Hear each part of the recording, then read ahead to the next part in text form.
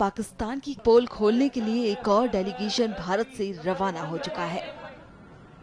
भाजपा सांसद बैजयंत पांडा के नेतृत्व में भी सांसदों का एक डेलीगेशन बहरीन के लिए रवाना हो गया है। ये डेलीगेशन सऊदी अरब, कुवैत और अल्जीरिया जाएगा और ऑपरेशन सिंदूर पर भारत का पक्ष रखेगा। AIMIM अध्यक्ष असुद्दीन ओवैसी बीजेपी सांसद बैजयंत पांडा के डेलीगेशन का हिस्सा हैं। बहरीन रवाना होने से पहले ओवैसी ने कहा कि पाकिस्तान आतंकवादी शिविर चला रहा है, जिसे लेकर हम चारों देशों से इसके बारे में बात करेंगे। देखिए, हम ग्रुप 1 में है, जिसके इसको हेड कर रहे हैं जय पांडा साहब। तो आप जानते हैं कि हम लोग 4 ममालिक, 4 कंट्रीज को जा रहे हैं। पहले बहरीन को, उसके बाद कुवैत, फिर किंगडम ऑफ सऊदी अरेबिया और आखिर में अल्जीरिया को। तो जाहिर है जो पहलगाम का वाकया हुआ, दर्दनाक वाकया, और जो पिछले कई बरसों से आप और हम जानते हैं कि हमारे पड़ोसी देश पाकिस्तान अपने ही मुल्क से टेररिस्ट कैंप्स को चलाता है, उसकी सरपरस्ती करता है, उसको सपोर्ट करता है, और फिर ये लोग हमारे मुल्क में आकर यहाँ पर टेररिस्ट एक्टिविटीज करते हैं। तो इन्हीं चीजों को हम इन 4 कंट्रीज में जाएंगे, उनके सामने रखेंगे। भाजपा सांसद बैजयंत पांडा ने इस दौरे को लेकर कहा, आज हमारा डेलीगेशन पश्चिम एशिया की इस यात्रा पर निकल रहा है। सबसे बड़ा संदेश वो एकता है जो भारत ने दुनिया को दिखाई है। आदरणीय मोदी जी के नेतृत्व में भारत ने जो न्यू नॉर्मल सेट किया है पिछले दशक में, यह है कि आतंकवाद के लिए हमारा जीरो टॉलरेंस है। ये नया भारत है, ये जरूर हम रेस्पॉन्स देंगे, और जो कोई ऐसा हमला करने के लिए सोच रहे हैं उनको सोचना पड़ेगा कि वो बहुत महंगा पड़ेगा उनको, और ये हम करके दिखाए हैं। भारत ने करके दिखाया है ऑपरेशन सिंदूर के जरिए, और एक के बाद एक पाकिस्तान के जो झूठ है सब पकड़े जा रहे हैं। वो जो प्रकार के सब आरोप किए थे कि भारत पर हमला किया, उनके कोई प्रमाण नहीं है। हमारे फोर्सेज ने जो कहा उसके लिए सैटेलाइट पिक्चर्स, इसके लिए विभिन्न प्रकार के इंफॉर्मेशन कोरोबोरेशन है, और आदरणीय प्रधानमंत्री जी ने जिस तरह के रिलेशनशिप्स बनाए हैं पूरे दुनिया भर, उसका भी हमें बहुत फायदा मिल रहा है। एक के बाद एक विभिन्न देशों ने हमारे समर्थन कर रहे हैं, भारत के पक्ष में बोल रहे हैं। ये मैसेज लेकिन कंटिन्यूअसली लेना है, और जो विभिन्न ग्रुप्स अभी जा रहे हैं विभिन्न देशों पर, इनका यही मैसेज रहेगा। और सबसे बड़ा मैसेज, जैसे कि मैंने कहा, कि भारत का एकता का है। वहीं सांसद निशिकांत दुबे ने कहा कि हम लौट कर आएंगे तो माहौल पूरी दुनिया में पाकिस्तान के खिलाफ होगा। जिस तरह से हम जूझ रहे हैं आतंकवाद से,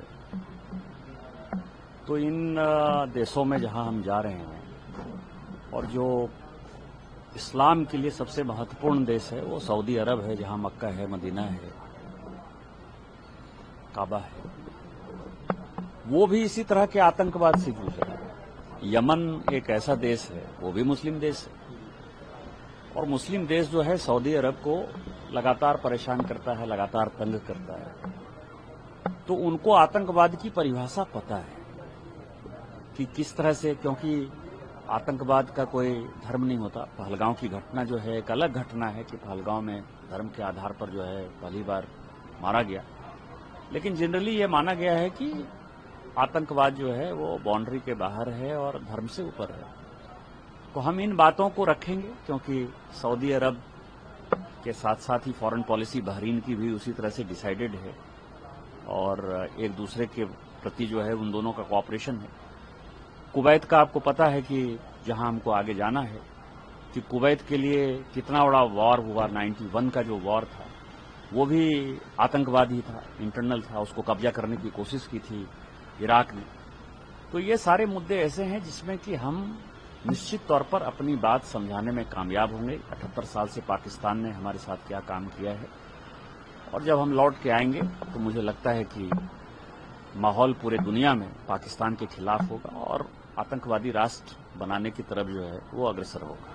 2014 के बाद से जो भारत बदला है, कई नेताओं ने कहा, प्रधानमंत्री ने खुद कहा कि अब भारत बर्दाश्त नहीं करेगा और जिसको जिस आवाज में सुनाई देगी आवाज वो ही जुबान समझाई जाएगी। ये परसों प्रधानमंत्री जी ने कई एक बातें कही जो बहुत ही महत्वपूर्ण है।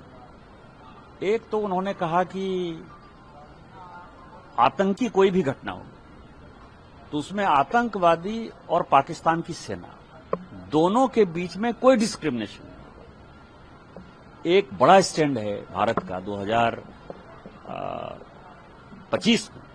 आप समझिए कि 1947 से जो नीतियां चल रही थी आतंकवाद के खिलाफ, वो 2025 में भारत सरकार ने कंप्लीट बदल दी है। दूसरा ये है कि जब कोई आतंकवादी घटना हो जाएगी तो जो आर्मी है, जो एयरफोर्स है, जो नेवी है, उसको किसी से परमिशन लेने की आवश्यकता नहीं है। उसको भी फ्री हैंड कि आप हमारी सीमा की रक्षा करने के लिए, हमारे नागरिकों की रक्षा करने के लिए और आतंकवाद से मुकाबला करने के लिए आप आतंकवादी को मारना है, आतंकवादी को मारो, और आतंकवादी के वेश में जो पाकिस्तानी सेना है उसको मारना है, उसको मारो। आपको ये पूरी छूट है। और तीसरा जो बदला 2025 में इस युद्ध में हमने देखा कि बिना पाकिस्तानी सीमा में घुसे हुए हमने जो है उनके आतंकवादी ठिकानों को तबाह किया, हमने उनके एयरबेस को तबाह किया और हमने ये मैसेज दिया कि हम आपके किसी न्यूक्लियर वार के धमकी से नहीं डरते हैं और आपको जो करना है करो, हमको जो करना होगा करेंगे और हम आपको माकूल जवाब देंगे और आपको हम नेस्तनाबूद कर देंगे।